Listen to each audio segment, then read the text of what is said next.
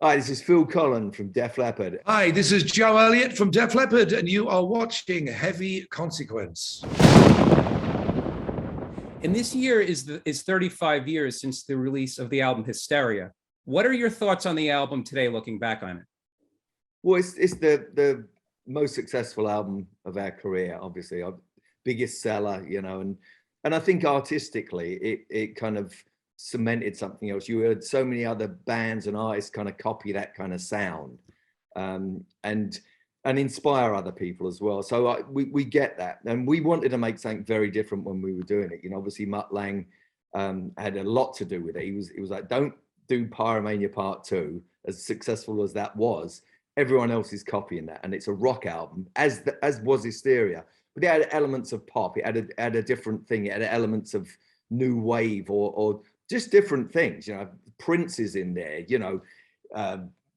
Frankie Goes to Hollywood's in there. It's all these different influences, and it all came out. And most rock bands wouldn't have done that. And still, when I listen back to it, it's fascinating. I find it amazing. The songs, the structure, everything, the sound, sonically, everything about it is a dream, for a band or an artist to actually say that, and we're really proud of it. So I hear that, and it's pretty amazing. Obviously, it was very hard to do. It went over a period of a few years, but yeah, just looking back on it, it's incredible. Yeah, I'd agree with that. I mean, we were stuck in Holland while all the bands that people often compare us to were kicking off in the States.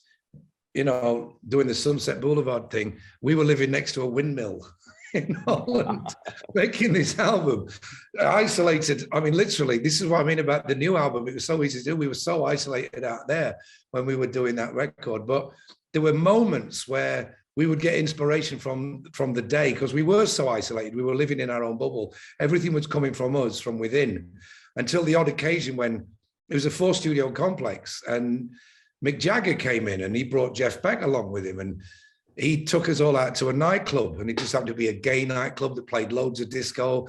But then that kind of inspired him, I think, to do State of Shock with Michael Jackson. And we were listening to that song, weren't we, forever while we were. And then that inspired us to write Excitable. And it all came about by just the networking, you little bit of networking that we did, or the rest of it, you're just listening to the music that's happening at the time. And as Phil says, when we first got together in 1984 in Dublin to start recording, Frankie Goes to Hollywood were just kicking off, and the sonic sound that they achieved on that record with what's his name producing it?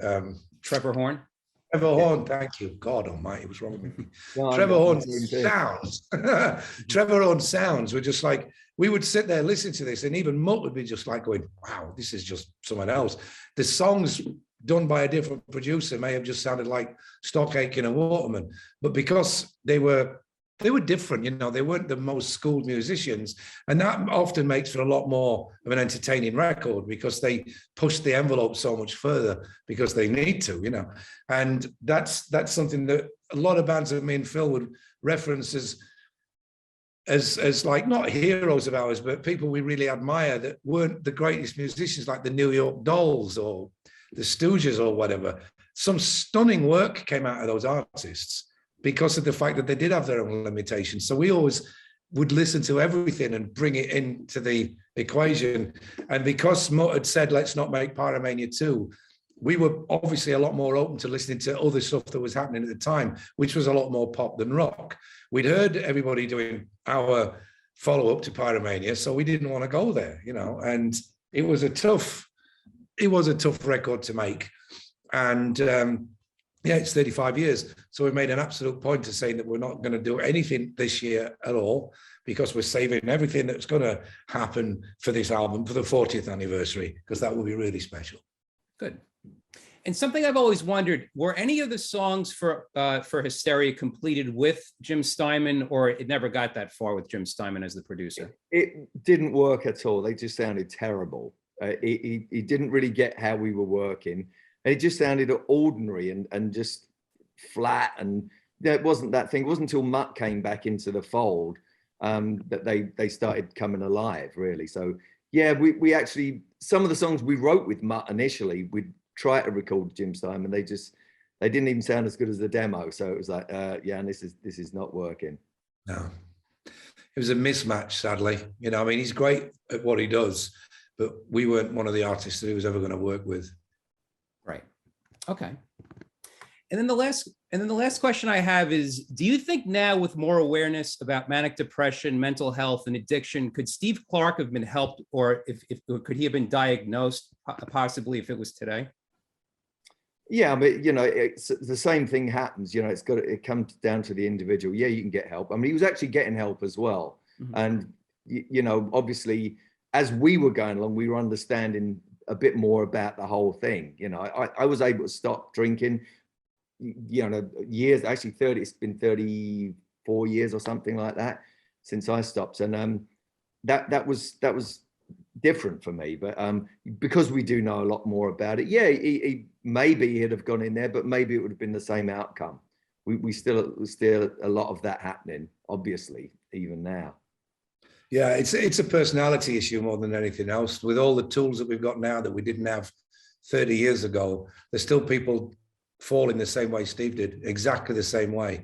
And it's I don't know whether it's an inner strength thing or whether it's just your DNA that you physically cannot shake certain aspects of addiction. It's not about necessarily inner strength. Now, Phil is a living example of somebody that just turned it off like you turn a light bulb off. He just woke up one day and said, I'm done. And he's been done ever since. He had an inner strength. Steve didn't necessarily have that. He had strengths in other departments of his psyche, I suppose, but the addiction to alcohol was something that he really, really struggled with. And he tried. He was always aware of it. Whenever he fell off the wagon, he was always in massive amounts of remorse. A lot of people I know that do that, they just don't care. They just go around screaming and shouting, you know, this is who I am, blah, blah, blah. He was always disappointed with himself, you know. So I know we all knew that he wanted to get well, but he just didn't really. We tried. He did rehab. He did everything that you could try that was available to him at the time. And we did what we could, but there's really not much we could do. We're not qualified addiction experts. You know, we can surmise his situation to a point and have an opinion on it. But most of the time we just don't. It's not our skill set, you know, and you rely on other people and what they knew at the time, vastly different to what we know now. But look, it's an impossible question to answer because, yeah, he may well have he may well have recovered easier now, but he wasn't given the opportunity to try that because he only had what he had at the time in 1991, you know.